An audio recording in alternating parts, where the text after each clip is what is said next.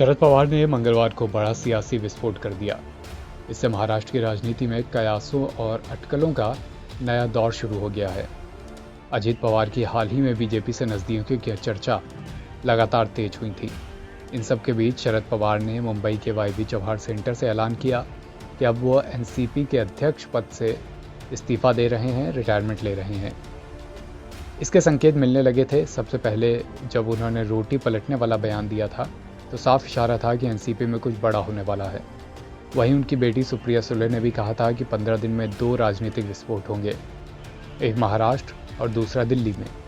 ऐसे में एक कयास ये भी लग रहा है कि क्या शरद पवार ने पहला धमाका कर दिया है, अब दूसरा सियासी विस्फोट क्या हो सकता है, ये भी दिलचस्प है। शरद पवार ने हाल ही में कहा था कि रोटी पलटने का वक्त आ गया है और सही समय पर नहीं पलटी तो जल जाएगी।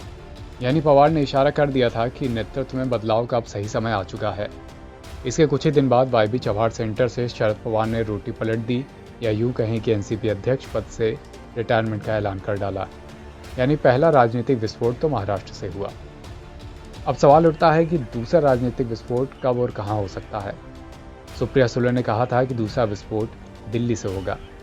कयास लगाए जा रहे हैं कि इसमें से एक शिवसेना के 16 बागी विधायकों पर सुप्रीम कोर्ट का फैसला हो सकता है। अगर सुप्रीम कोर्ट का फैसला विपरीत आया तो एकनाथ शिंदे के लिए झटका होगा और महाराष्ट्र में नई सियासी खिचड़ी पक सकती है। सुप्रिया सुले ने यह बयान उस वक्त दिया था जब अजित पवार के बीजेपी के साथ जाने की अटकलें तेज हो गई थीं। इस पूरे इस्तीफे के पीछे की कहानी यह है कि पिछले 2-3 महीने से अजित पवार पार्टी के भीतर ही, परिवार के भीतर ही बगावत का रुख अपना चुके हैं। आए दिन उनके बीजेपी में जाने की अटकलें लगाई जाती थी।